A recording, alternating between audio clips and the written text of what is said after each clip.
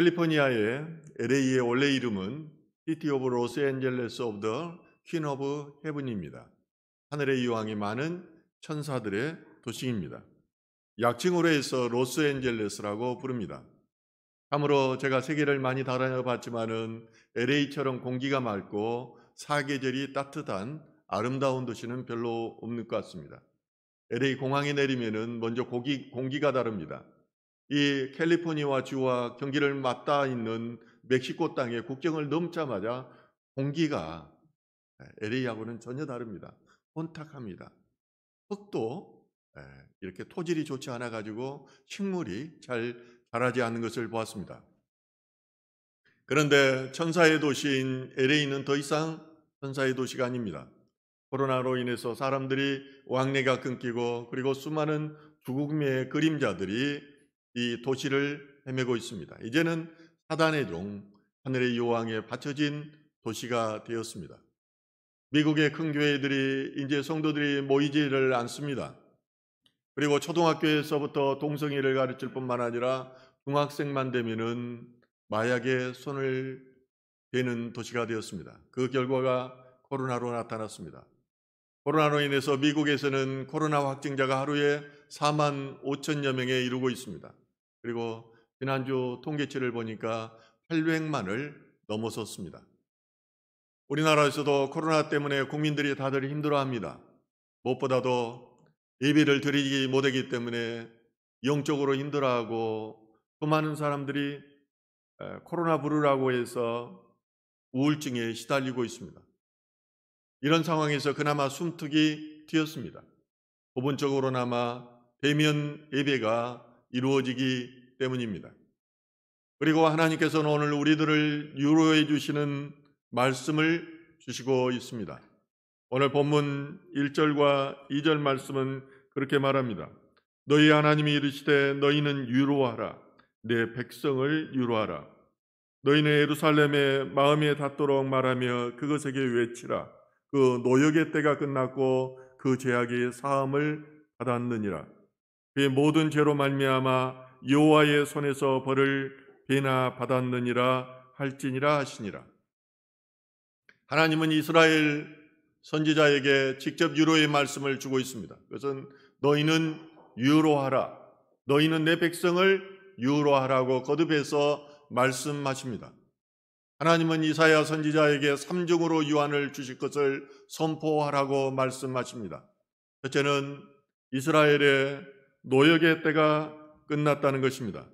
그러므로 이제 노역이 끝났으니까 포로 생활에서 노예로 살았는데 이게 끝났으니까 평화가 임할 것이라는 것입니다.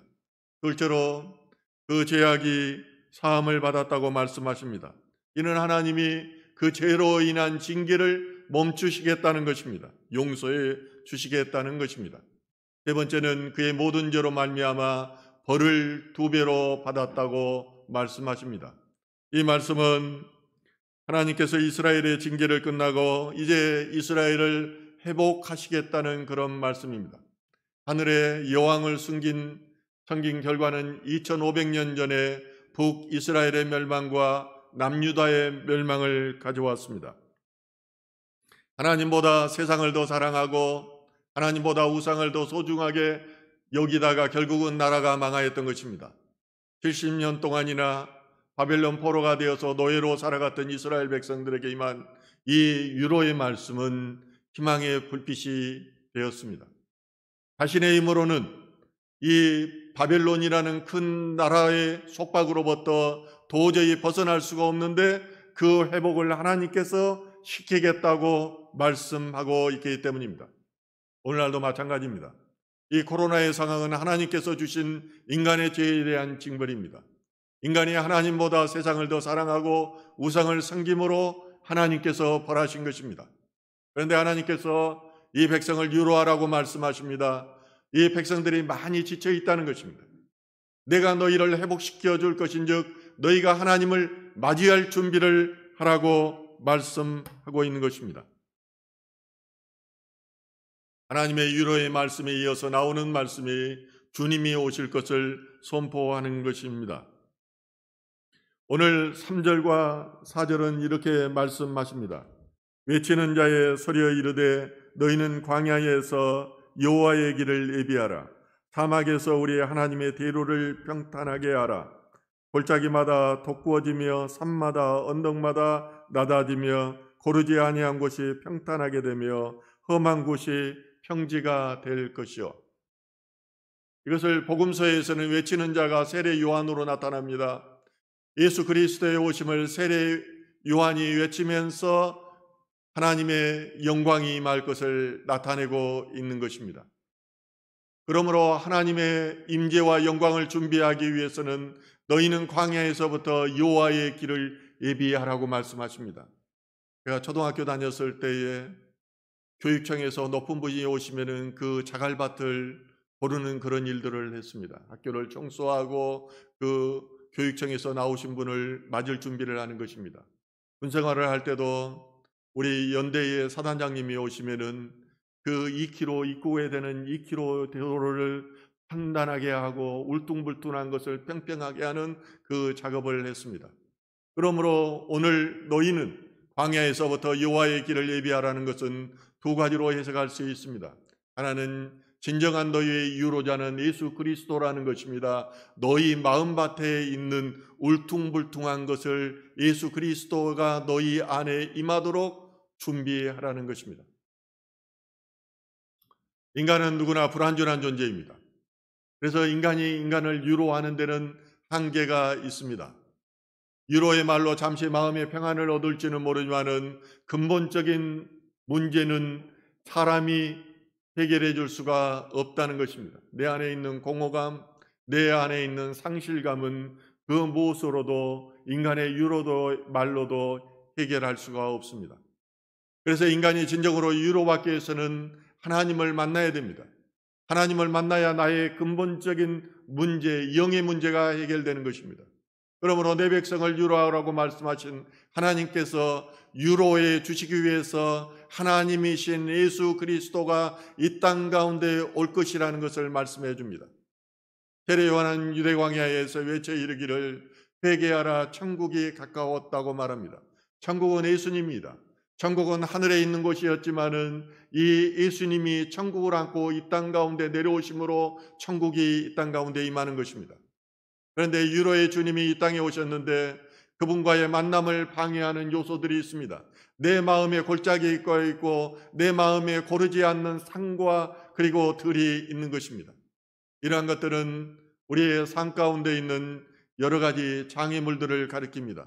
우리가 예수님을 만나 구원의 길을 가는 데에 방해되는 요소들입니다. 인간의 정욕이 이런 장애물입니다. 탐욕과 간음과 우상 숭배가 장애물입니다. 시기와 질투, 온갖 제약이 우리를 가로막는, 예수께 나아가는 것을 가로막는 장애물입니다. 그러나 이러한 장애물들이 믿음의 길을 가로막을지라도 우리 주님께서 우리가 걸어가는 길을 평탄케 해주십니다. 그러함으로 우리에게 문제가 더 되지 않도록 해주시는 것입니다. 원래 에덴 동산에는 골짜기나 산이나 언덕이 없었습니다. 노아의 홍수 이후에 이런 것들이 생긴 것입니다. 다시 말해서 이런 골짜기나 산이나 언덕은 죄의 결과물이라는 것입니다. 내 마음밭에 있는 가시나무와 엉겅퀴가 다 죄의 결과물인 것입니다. 그러므로 골짜기마다 돋구어지며 산마다 언덕마다 낮아지며 고르지 아니한 곳이 평탄하게 되며 험한 곳이 평지가 된다는 말씀은 주님께서 오시면 우리가 그의 형상을 회복하게 된다는 것입니다. 하나님의 형상으로 지음받은 영적 존재인 인간들 안에 있는 이런 검은 수덩어리에 떠나가게 되며 하나님의 형상을 회복하게 된다는 것입니다. 우리가 힘들어하고 우울증에 시달리고 걱정과 근심으로 나날을 세우는 것은 우리 안에 근본적으로 죄가 있기 때문입니다. 내 마음속에 하나님을 떠난 검은 숫덩이들이 남아서 나를 괴롭히고 힘들게 만듭니다. 그러나 하나님이신 예수님이 이 땅에 오시면은 이런 문제들이 다 해결되게 됩니다. 우리 안에 있는 흑암과 혼돈과 공허, 이것이 하나님의 임재의 빛, 영광의 빛에 비치면은 회복하게 됩니다. 그러므로 천지창조에는 두 가지 빛이 나옵니다. 태초에 천지 만물을 지으시기 전에 빛이 있었는데 이것이 하나님의 영광의 빛입니다. 이것이 천국에 가면은 보좌에서 흘러넘치는 영광의 빛입니다.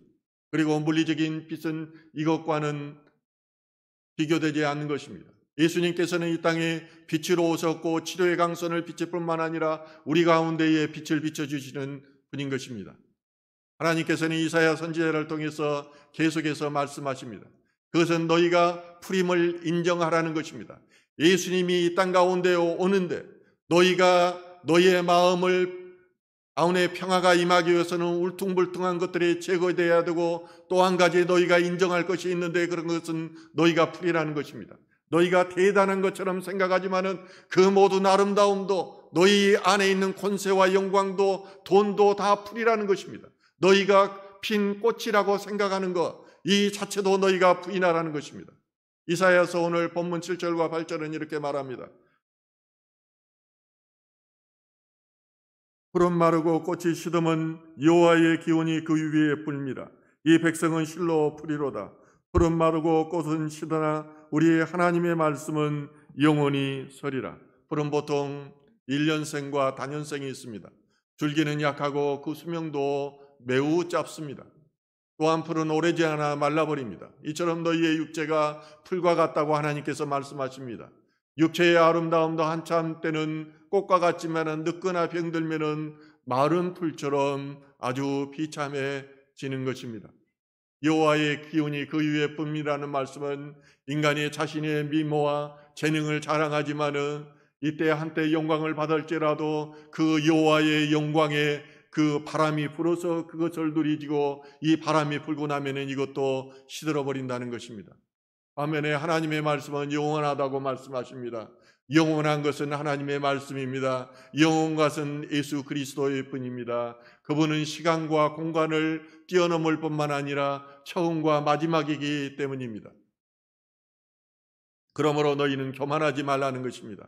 풀과 같은 인생을 깨닫고 겸손하여짐으로 이 말씀을 의지하며 말씀대로 살라는 것입니다. 곧 마르고 시드는 곁사람의 아름다움에 취해서 살지 말고 영으로 된 속사람을 귀히 여기는 성도들이 되라는 것입니다. 이 말씀이 성도님들의 이 예배 가운데 임하기를 축원합니다.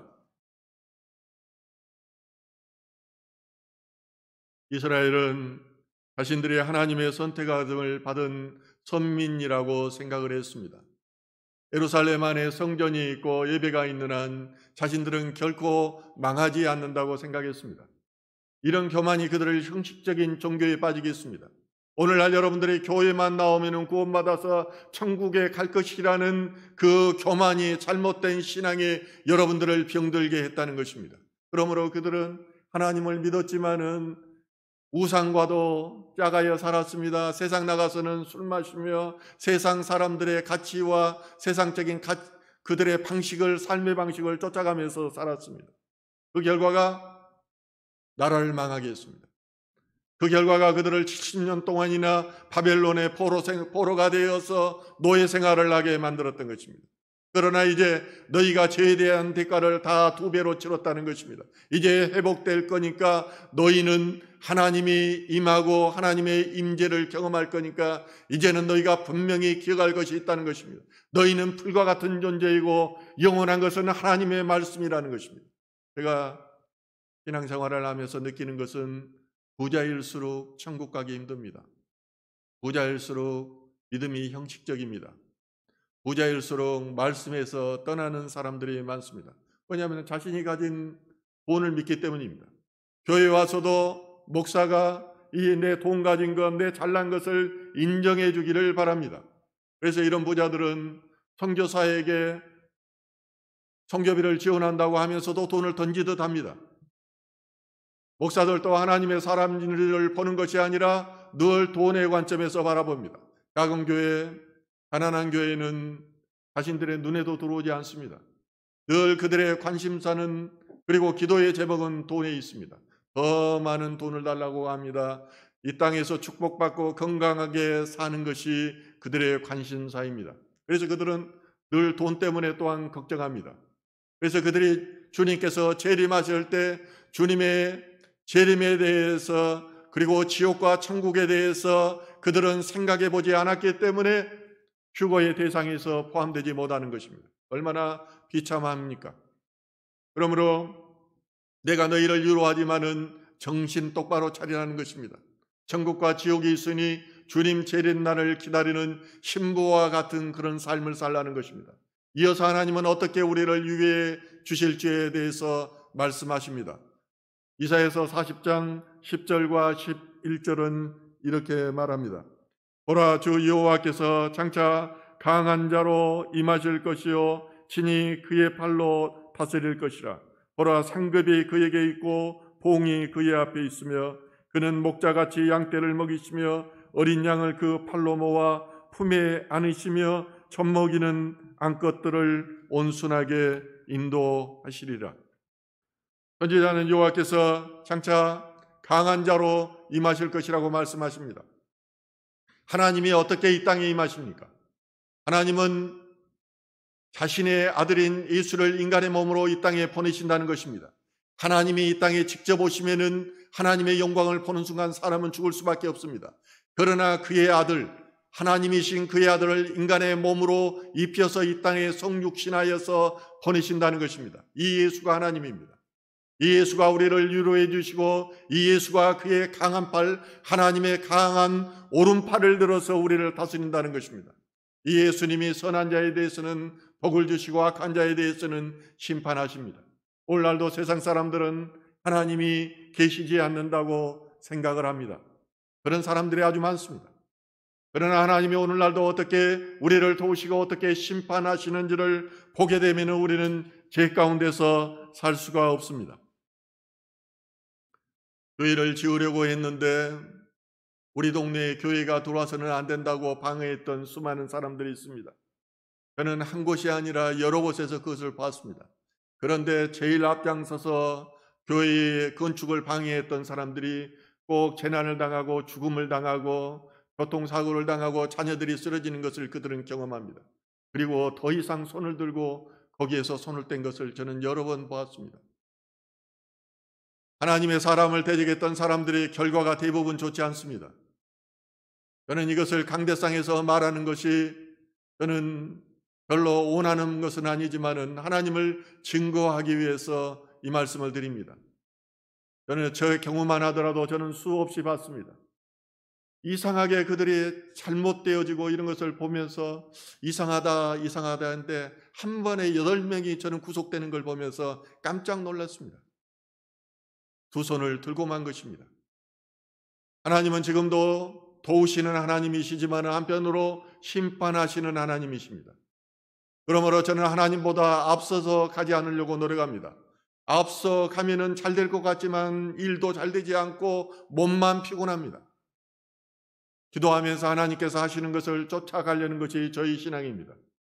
하나님, 저를 하나님께서 일하시는 도구로 사용하여 주십시오. 저는 단지 하나님의 도구일 뿐이고 하나님의 뜻을 이루는 자라는 것입니다. 하나님을 알게 되면 이 고백이 저절로 나옵니다. 지난주에 저는 몇 분 성도님들과 대화를 했는데 자신들이 기도하고 성경을 읽고 말씀대로 살려고 하니까 하나님이 놀라운 일들을 자기에게 보여줬다는 고백을 들었습니다. 어떤 사람은 그전에는 돈이 없어서 10만 원 가지고 한 달을 살았는데 어떤 사람들이 수천만 원씩 수억씩 가져와 가지고 잘 알지도 못하는데 회사에다 투자하겠다고 하고 그냥 주겠다고도 한다는 겁니다.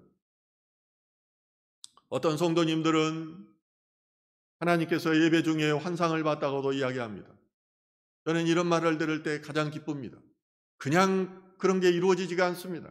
하나님을 찾고 말씀대로 살려고 노력할 때 이런 기적이 일어나는 것입니다. 그런데 이 기적이라는 것은 이제 시작에 불과합니다. 정말로 하나님의 뜻대로 살려고 노력을 하면은 정말로 놀라운 일들이 계속해서 펼쳐집니다. 환상을 계속해서 보일 뿐만 아니라 그 보여준 것들이 그 상 가운데 그대로 나타납니다. 바로 내년에는 나타날지라도 3년 후에 나타나기도 합니다. 저는 고등학교 2학년 때 목사가 된다고 그걸 보여줬었는데 그 30년 후에 그것이 그대로 된 겁니다. 하나님이신 예수님은 목자로 오십니다. 목자는 양들을 먹이시고 병들고 아프면은 품에 안으시고 목초지로 인도하시기도 합니다. 그럴 뿐만 아니라 이 양들을 사나운 짐승들로부터 보호해 주시기도 합니다. 예수님이 그러신 분입니다. 우리가 배고플 때 먹여주십니다. 아플 때 품에 안으시고 푸른 초장으로 인도해 주십니다. 위기 가운데 여러분이 들었을 때 갑자기 여러분들을 푸른 초장과 잔잔한 호수의 물가로 인도하시는 분이 하나님이십니다. 저는 이것을 눈으로 봤고 실제 위기 가운데서 그렇게 환상을 보여주시고 실제로 그렇게 인도하시는 것을 저는 경험했습니다. 여러분들의 인생에서 가장 위험한 순간이 있을 것입니다. 정말 위기의 순간에 하나님은 우리를 잔잔한 물가로 푸른 초장으로 인도하여 주시는 것입니다. 저는 이것을 보았기 때문에 그런 상황 가운데서 시편 23편을 읽으면서 다윗의 심정을 이해하게 됩니다. 시편 23편은 이렇게 말합니다. 여호와는 나의 목자시니 내게 부족함이 없으리로다. 그가 나를 푸른 풀밭에 누이시며 쉴만한 물가로 인도하시는도다. 내 영혼을 소생시키시고 자기 이름을 위하여 의의 길로 인도하시는도다. 내가 사망의 음침한 골짜기로 다닐지라도 해를 두려워하지 않은 것은 주께서 나와 함께 하심이라. 주의 지팡이와 막대기가 나를 안위하시는도다. 주께서 내 원수의 목전에서 내게 상을 차려주시고 기름을 내 머리에 부으셨으니 내 잔이 넘치나이다. 내 평생의 선하심과 인자하심이 반드시 나를 따르리니 내가 여호와의 집에 영원히 살리리라. 그렇습니다. 하나님께서는 여러분께서 하나님을 사랑하시고 말씀에 순종하면서 살면은 원수의 목전에서 여러분에게 상을 베풀어 주실 것입니다. 원수의 목전에서 여러분에게 기름 부어 주실 것입니다. 그 축복이 임하기를 축원합니다. 아마 다윗도 자신을 지켜주시고 보호해 주시는 하나님을 느꼈던 것 같습니다. 그래서 이 시를 지었던 것 같습니다. 그런데 여러분들의 삶을 살아가면서 실제로 나를 보호해 주시고 인도해 주시는 하나님을 경험하고 나면은 이 시를 읊조리게 되는 것입니다. 저도 이 시를 읊조렸더니 그대로 이 시처럼 되는 것을 저는 보게 되는 것입니다. 그래서 결론이 어떻게 됩니까? 내 평생의 선하심과 인자하심이 반드시 나를 따르리니 내가 여호와의 집에 영원히 살리라고 말합니다. 그렇습니다. 저도 여호와의 집에 영원히 사는 것이 꿈입니다. 나이가 들면은 어떻게 여호와의 집에 살겠어요? 여호와의 집의 문지방을 청소하고 그리고 바깥의 정원을 가꾸면서 여호와 하나님 곁에서 하나님께 영광을 올리며 사는 것이 꿈이 돼요. 늘 여호와에게 바치고 여호와의 기쁨이 되는 것이 꿈이 되는 것입니다. 그러므로 우리는 코로나로 인해서 힘들고 개인적인 삶으로 대해서 힘들고 사람들과의 관계 속에서 힘이 들지만은 오늘 본문 말씀을 붙들고 나가게 됩니다. 아, 하나님이 나를 이제 위로해 주고 있구나. 나를 회복시켜 주고 있구나. 이 상황 가운데서 오직 말씀을 붙들고 내가 세상을 쫓고 또 주일날 일주일에 한 번 와서 형식적인 예배 드리는 것이 아니라 정말로 이 말씀 안에서 내가 승부를 봐야 되겠구나. 승부를 보고 하나님을 만나려면은 금식 기도도 해야 됩니다. 새벽에 일어나서 하나님을 만나려는 그 새벽 기도도 해야 됩니다. 그러면 하나님께서 강한 팔로 여러분들을 붙드시고 인도해 주실 것입니다. 그럴 뿐만 아니라 내가 하나님을 사랑합니다. 하나님, 내가 하나님의 뜻대로 살겠습니다. 이 고백이 있어야 됩니다. 그러므로 마지막으로 하나님은 여호와를 앙망하는 자는 새 힘을 얻으리라고 말씀하십니다. 오늘 이사야서 40장 31절은 말하기를 오직 여호와를 앙망하는 자는 새 힘을 얻으리니 독수리가 날개치며 올라갈 같은 것이요 다른 박질하여도 곤비하지 아니하겠고 걸어가도 피곤하지 아니하리라고 말씀합니다. 코로나의 상황은 하나님의 징계입니다. 돌이켜서 하나님께로 돌아오게 하고 하나님을 더 잘 믿고 진실하게 믿게 하려는 하나님의 뜻이 있습니다.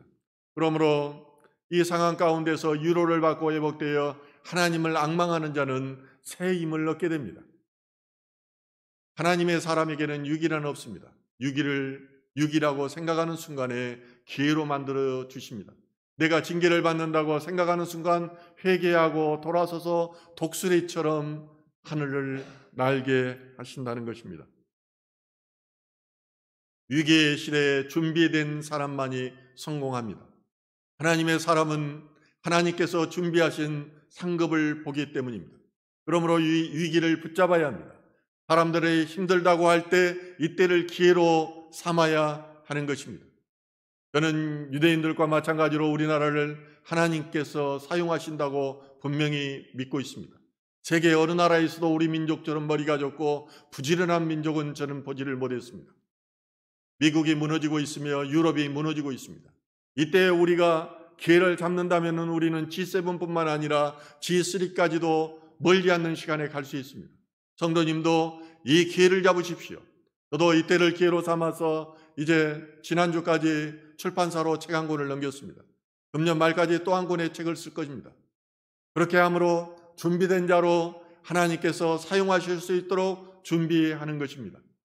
이때를 하나님을 위한 시기로 만들면 하나님께서 사용하시리라는 확신이 있기 때문입니다.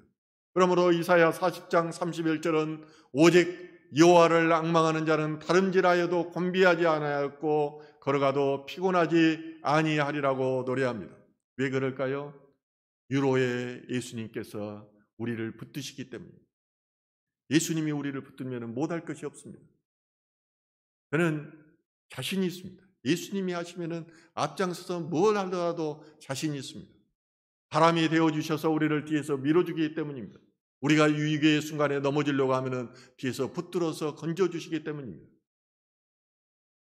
그러므로 하나님의 유로를 체험한 사람들은 하나님을 앙망하게 되어 있습니다. 목마른 사슴이 물을 찾는 것처럼 하나님의 임재를 구하며 늘 하나님의 도우심을 구하게 되는 것입니다. 우리의 삶 속에서 주일날 잠시 왔다가 가는 신앙이 아니라 하나님을 바라보며 앙망하는 그런 성도님 되기를 주님의 이름으로 축원합니다. 기도하겠습니다.